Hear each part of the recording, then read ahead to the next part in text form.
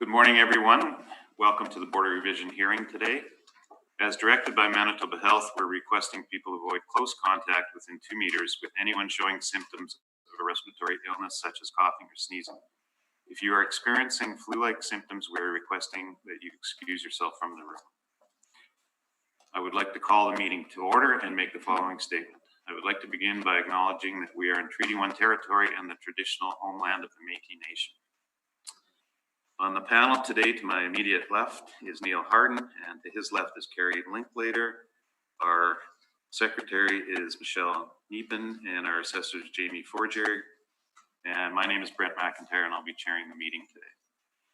We will be hearing applications for revision of the assessment roll in accordance with the Municipal Assessment Act. The matters for which revision is requested have been described in each application, and we will limit discussion to those matters. The statements that applicants or the assessor make at this hearing are sworn testimony, and anyone speaking to the matters must be sworn in. And for the information of the appellants, it's affirmation just because of the room and the situation we're in. Be advised that comparisons of assessments of properties are not considered evidence of the market value by the Board of Revision. The Board of Revision is appointed annually by Council and is independent of it and the City Administration. It makes its decisions on the basis of the evidence provided at this hearing and issues a written order that will be mailed to all parties as soon as possible. Please note that the Board's decisions with respect to an application may be appealed to the Manitoba Municipal Board if the matter pertains to assessed value or classification, or to the Court of Queen's Bench if the matter pertains to the application of exemptions from taxation. Should you wish to appeal, information on how to do so will be included with the Board's order. With respect to the hearing process, I will confirm the matters to be addressed with each applicant following the swearing in. We will then have the assessor's testimony followed by questions that the applicant may have, and then the applicant's testimony followed by questions. Each side will have an opportunity to summarize if they wish.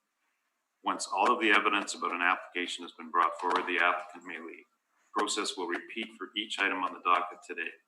The session will close after all the applications have been heard, and the Board will deliberate in private and make its decisions.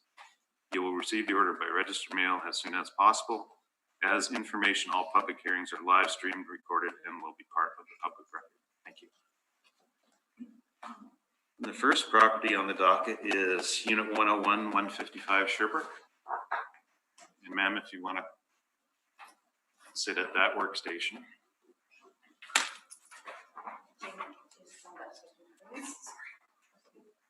Can you state your full name? Do you affirm that the evidence you're about to give at this hearing is the truth and the truth and nothing but the truth? Can you state your full name, please? Yes, it's Maria Smoes, but I go by MIO. Do you affirm that the evidence you're about to give at this hearing should be the truth, the whole truth, and nothing but the truth? Yes, I thank you. And do you have anything to cover? I do not. Thank you. And Jamie, you may proceed. Sure. So the property that we have starting off is Unit 101-155 Sherbrooke Street. The roll number is 1209-780-2620. And this is a commercial condo. You can see pictures of the property on page 2. It's a clothing store. And you can see on page 3 that the property was purchased after it was constructed in 2013 for a value of $233,000. And then I actually have a recommendation here.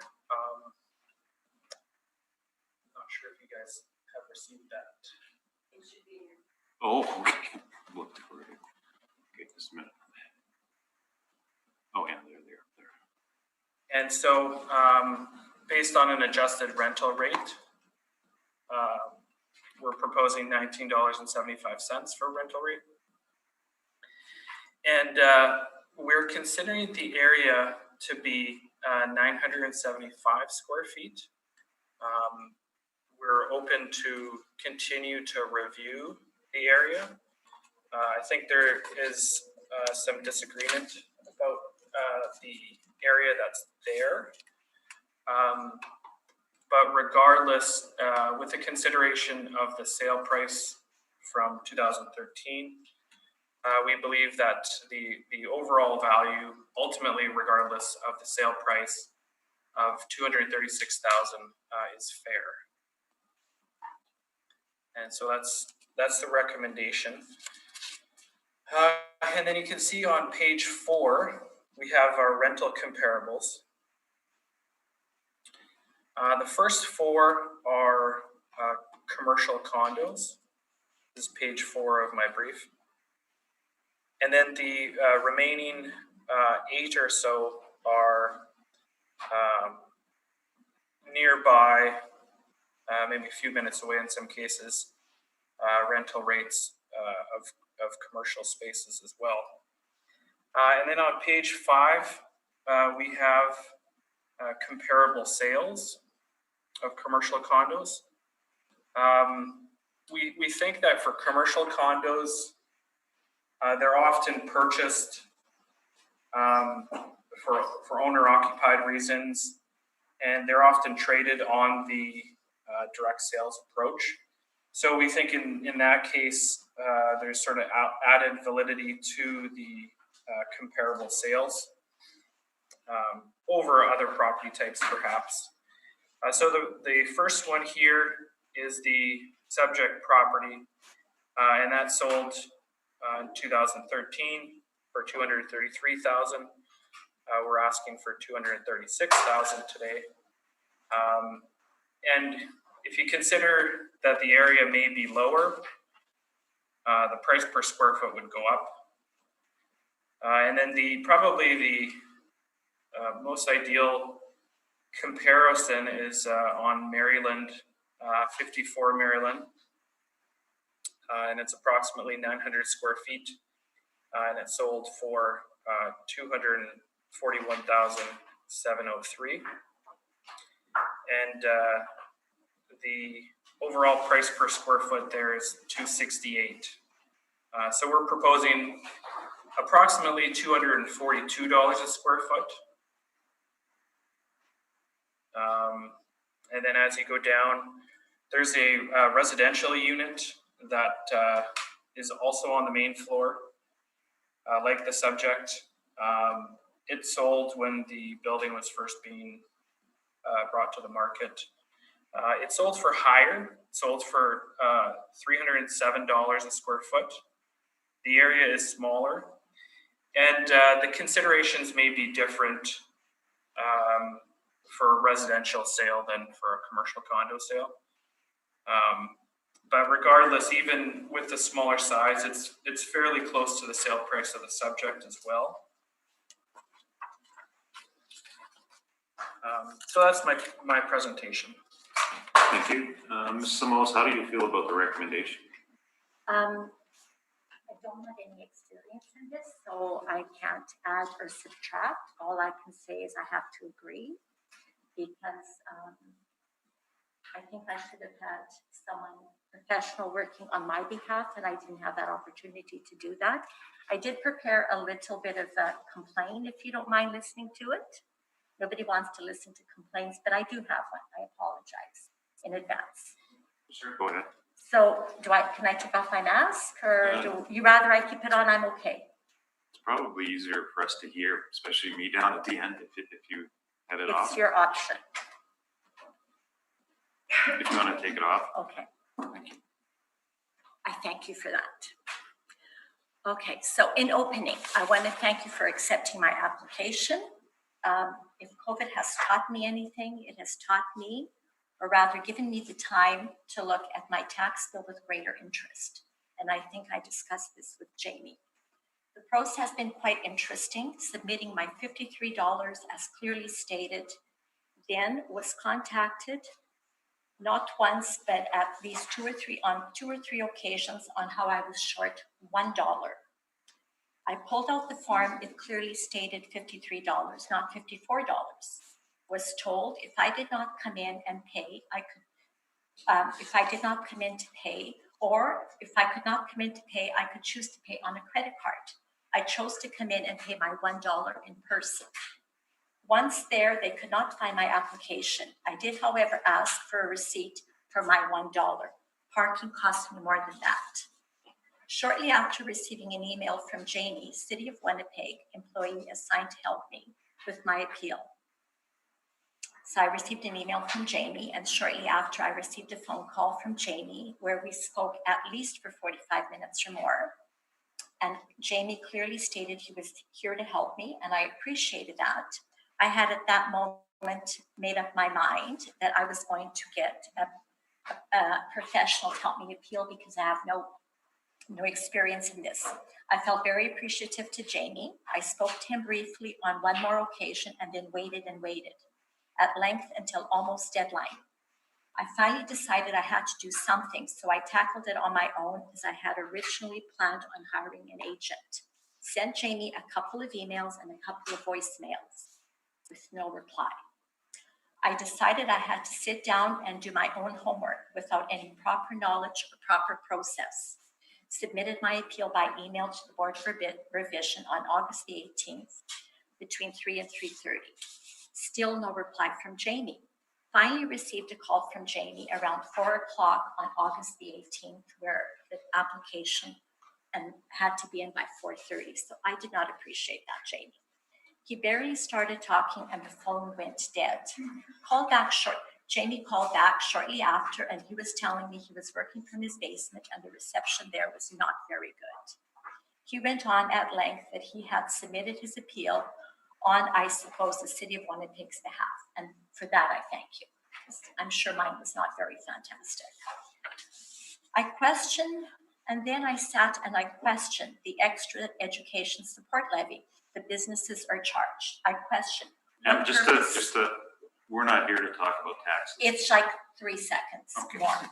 I question what the purpose for this education support levy is all about. Where is this money going? It is clearly not going to educate those who we rely on to do a good and responsible job. It is clearly not being used to further educate people that we depend on. In closing, leave this money in the hands of the small business people to further educate themselves and those that work for them. I was very unhappy that I sent in my application with my $53 and that somebody actually had nothing but time to call me that I was short $1 to have my appeal looked at. That is not acceptable. Well, as I said in my preamble, I understand we're independent of city council and administration. And we're appointed by council, but we're independent of that. I understand. Because I'm not qualified to talk about how I can lower my taxes clearly, then I have to give you an idea of what I went through to get to this point. That was a lot. And if we were in the middle of COVID and my business wasn't closed for over 3 months, then I wouldn't have even had a chance to look at this or probably appealed. So maybe COVID has done something good for me. It made me stop, think, listen, and look. So that is my whole thing about this whole thing, because I'm not qualified to speak on what Jamie spoke about. So I'm sorry, but I have a voice and my voice has to be heard. And that's fine, but in all fairness to any assessor coming to the board, they have more than just one property to deal with at any given time. I quite understand that. In some cases, they're in here every week, sometimes twice a week. And as a small business, I have the exact same job load. And when that goes beyond my 8 hours, then I put in 16 hours at no extra pay. So I apologize for being so upforward with you, but I need to be heard too. And that's fine. I think you've been heard. Thank you. And I appreciate the time. So as far as the recommendation is concerned, are you accepting? Well, I was told I had 975 square feet. I'm not sure where that came from because I provided plans and it was 800 and some odd square feet. When I purchased my place, I was told I was purchasing 850 square feet. So I'm not quite sure where 975 came from or how it came about. I did question. I went to my plans. I submitted plans to Jamie. I submitted plans to the Board of Revision, and I still have yet to find out where I'm getting the extra square footage. Well, I think Jamie spoke about the discrepancy in area. And so he's aware of it. Well, I did my own due diligence of sending what I had. Absolutely. And If I may just take a brief moment, I do apologize for not getting back to you sooner. I will take that one and endeavor to do better, and I do apologize for that. In terms of the area, the documentation that we have at our disposal showed 975 square feet. We're following the BOMA standard here, which is the exterior dimensions and the midpoint of the demising walls. And I was able to verify that, and this is my understanding. I've also consulted the condo declaration to see what the percentage share of the overall building is. And so it also seems to check out with that regard. We are in contact with land titles, and we are reviewing a couple of commercial condos. And I think there is perhaps more information that we can get from them. So as part of that review, I can recommend that we look at this property as well, just to ensure that we have everything correct. Okay, I can accept that. Well, and my understanding, just to add to this, is that the department is not doing inspections right now, given COVID. Correct. Yeah, and So that will change soon, I'm hoping. Okay. Anything else to add? No, I think my bit was my bit. I'm not qualified to speak about anything else. Well, thank you very much for your presentation. Thank We you do very have much for the time. We do have your letter that you sent, you. and we'll take everything into consideration. Good. Thank you very much. Good to meet you, Jamie. Sorry to infect your chair. Stay safe. Thank you.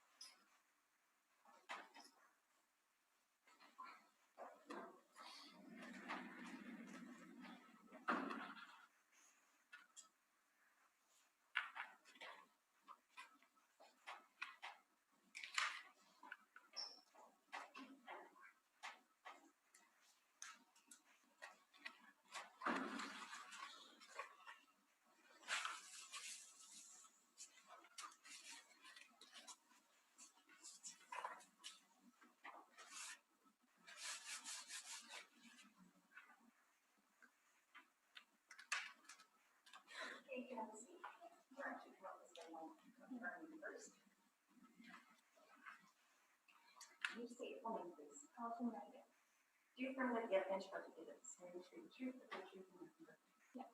And did you have anything to handle? Okay. Have a seat. Thank you. And you're representing Unit 101, 311 Hargrave? Yeah. And the first name was Allison? Yeah, I go by Allie. I got it. Pardon me? I go by Allie, but yeah. Thank you very much. Jamie, you may proceed. Sure. So just before we start, maybe I'll read the address here. Unit 101-311 Hargrave Street. The roll number is 13099069375. Just a quick preliminary issue. Unfortunately, I had reached out to Ali with hopes to discuss the property, but I think unfortunately it was sort of perceived that her responses and her evidence that she was sending me was part of the process for her to submit evidence to the board. And so as a result, she didn't submit to the board her evidence by the deadline. So I have forwarded that to the board, and of course, it's up to the panel to decide if you guys would accept it or choose to use maybe verbal evidence instead. I guess we should take a 10-minute break.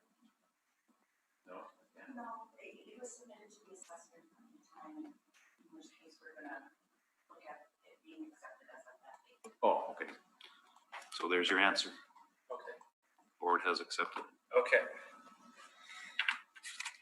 Okay, so as mentioned, we've got a unit on Hargrave. It's on the main floor in the Glass House condo complex. You can see pictures on page 2 and 3 of my brief. And then you can see some interior pictures starting on page 4 and 5 of my brief. And then you get a sense of the layout of the unit on page 6. The area is 2146 square feet. And you can see our comparables on page 8 of my brief. And I tried to find comparables as close by as possible. A similar type of property, 311 Portage Avenue, is the Alt Hotel, and I've looked at some tenants there. And actually, the address 314 Donald Street is actually the same building as well. It just has a different address because of the orientation of the unit. And so they range from as high as 33, as low as 22. The 22 is on a very large area, and that's on the second floor. That's an office tenant. And then we have some comparables as well on Graham, as well as Vaughan, as you go down the list. And so they all range in the $19.39 up to $24.50 for the remaining comparables. And then we also have some comparable sales. The first one on Princess is an older property. After discussions with the owner, it appears that there was some, she was a motivated purchaser. So we won't rely too heavily on that one. And then we have 3 newer commercial condos that sold on Marion. And my apologies, I do have a recommendation. I probably should have jumped to that a little bit sooner, given the time restraints.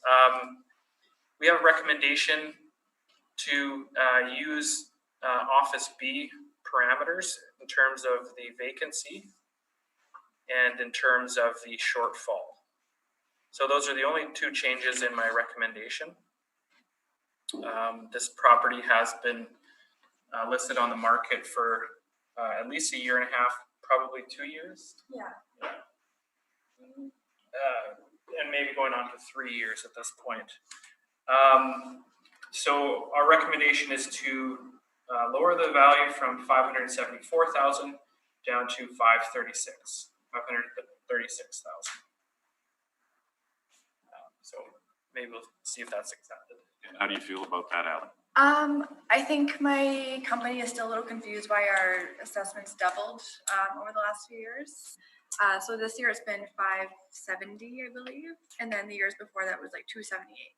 So it's a huge jump, and one that didn't come with any information why or market research, and so that's just like, yeah, they're not super happy about the jump. Right. So you're not accepting? I mean, if it's their only option, we'll have to accept it. But Well, you don't have to accept it. We can look at your information too well, yeah, and weigh everything together. that'd be great. So do you have any questions of Jamie? Or Jamie, are you done? Just have just a couple Sorry. quick. No, that's okay. I'm sorry. I probably should have led with the recommendation and then gone through. But just to say, we are aware that it's listed. We did try to adjust the vacancy to recognize that it's not sold and it's currently being used by the owners of the complex itself.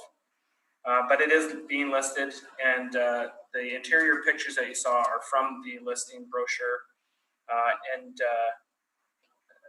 It was the listing that I had access to was higher than this, but it was post reference. But I believe listings that Ali might have showed a value closer to the original assessment. And I don't recall the exact figures, but maybe we can hear that afterwards. But if you look on the price per square foot with our comparables, even the small units, even though they're not quite as comparable and they are not locationally quite as perhaps advantageous as this unit, being close to the MTS Center. We're seeing a range of 261 down to 242, and we're coming in at 249. And we believe that bears fair relation to the listings that have been offered as well. Thank you. Thank you. Any questions of him, Ali? No questions. No questions? Okay, you can proceed with your presentation. Sure. So I submitted the listing from our commercial realtor for this space. And in 2018, they had listed it as $645, so that's $293 per square foot. But we've dropped the price because it's not selling down to $545. And just, we've had such trouble with this space, it hasn't moved. And now seeing these comparables, it's interesting that we're still at 5 something when the ones that are closest to us are around 230. Yeah, I guess the evidence I'm submitting is that the prices that we've had have dropped significantly over the years, and that we're still not selling or having any interest in this space. And I see we have documents that you submitted. Yeah. So we have those in front of us. Jamie, do you have any questions of Ali? No, I don't think I have any questions. I do recall just a minute ago, there was some question as to why the value changed so significantly. If you would like, I can respond to that. Certainly. Sure.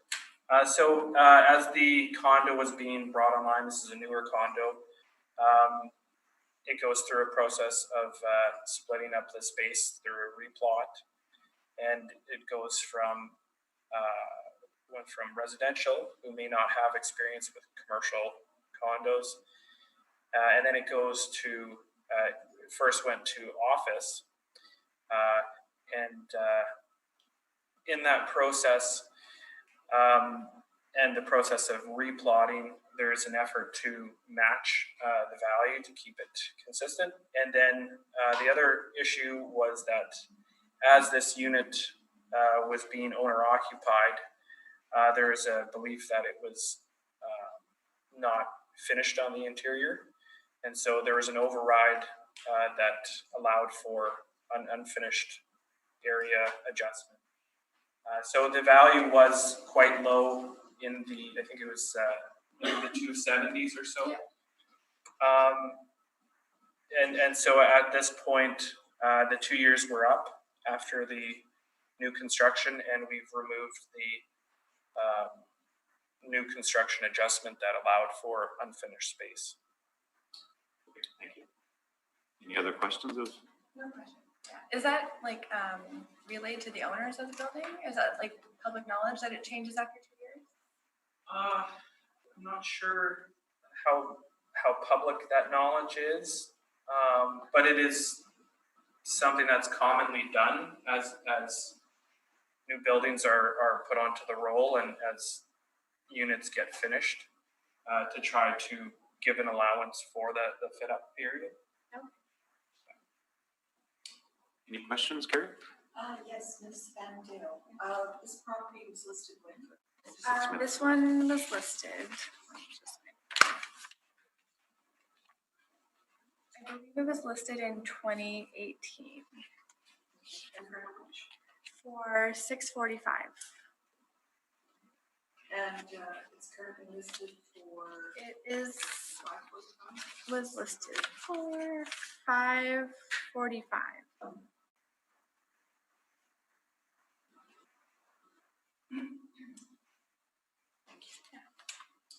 Thank you. Yep. No questions.